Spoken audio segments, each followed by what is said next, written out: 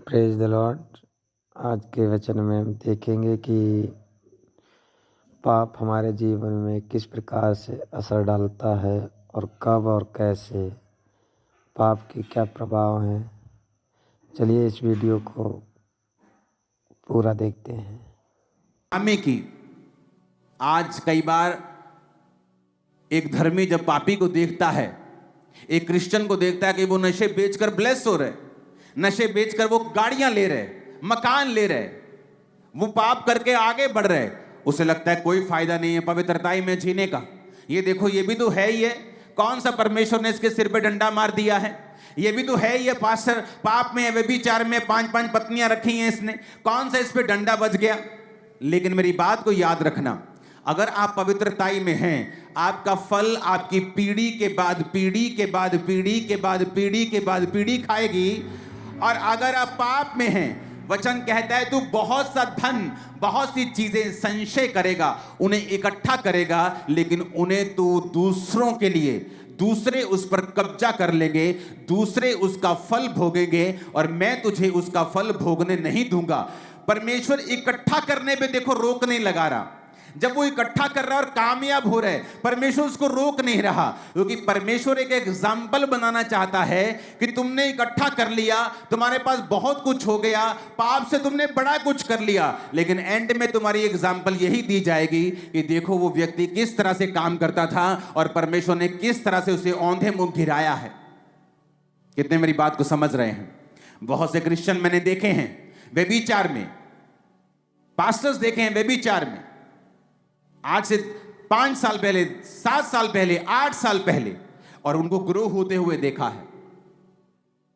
लेकिन जो झटका आता है वो संभल नहीं पाते हैं। जब शैतान अटैक करता है और जब परमेश्वर अपने हाथ को उठा लेता है, वो सहन नहीं कर पाते हैं, उबर नहीं पाते हैं, उसके बाद कभी भी सेम नहीं रहते जैसे वो थे।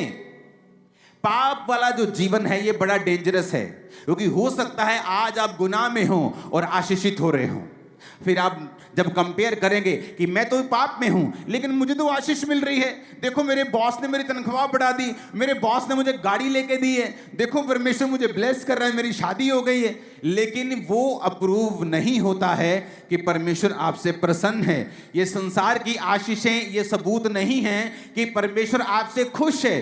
केवल ये वचन एक स्टैंडर्ड है जो आपको बताता है कि प्रभु आपसे खुश हैं या नहीं है। आमीन। पवित्र पवित्र पवित्र सेनाओं का यहोवा। इसलिए आप जब बाइबल पढ़ते हैं आपको मालूम होता है, परमेश्वर कहता है कोई भी पवित्रताई के बिना परमेश्वर को देख नहीं सकता।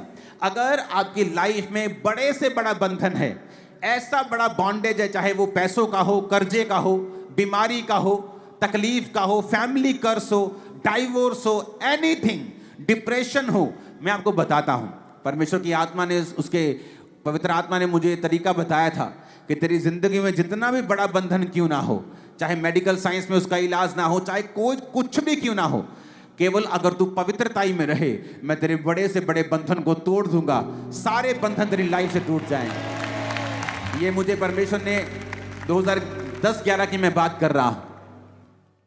जब आप सेवकाई में होते हैं, आप टीन एज से प्रभु के साथ हैं, आप जवान हैं, टेम्पटेशंस हैं, परीक्षाएं आपको घेरना चाहती हैं, और उधर से बॉन्डेज भी दिख रहे हैं, बंधन भी दिख रहे हैं, और आप बीच में खड़े हैं और आपको पता है कि मैं अगर पाप में जाऊंगा तो ये बंधन बने रहेंगे जो कोई नहीं जानता। दुनिया के सामने आप सक्सेसफुल हो सकते हैं, लेकिन अंदर आप परमेश्वर के सामने क्या है ये आप जानते हैं। तो परमेश्वर की आत्मा ने कहा था कि अगर तू ये बंधन टूटते हुए देखना चाहता है तो पवित्रताई में तुझे जीना होगा।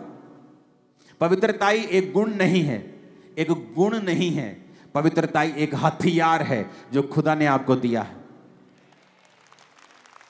लोगों को लगता है परमेश्वर पापियों के लिए आया, तो अभी भी पाप कर रहे हैं। चर्च में आने वाले लोग 8-8 साल से अभी भी व्यभिचार में हैं, चर्च के ही लड़के लड़कियों के साथ। इमेजिन करो, और वो सोचते हैं कि अभी तो हमें सुख मिला है, अभी तो हमें सेटिस्फेक्शन मिली है, लेकिन वो बाइबल कहती है नाक दोना सा कड़वा रिजल्ट देगी ही देगी, क्योंकि जो व्यभिचार करेगा उसके नाम धराई, बाइबल कहती है उसकी बेइज्जती कभी मिटेगी नहीं। तो परमेश्वर ने हमें एक तरीका दिया है कि अगर तुम्हें अपने लाइफ में से बंधनों से बाहर निकलना है, तुझे पवित्रता में चलना होगा।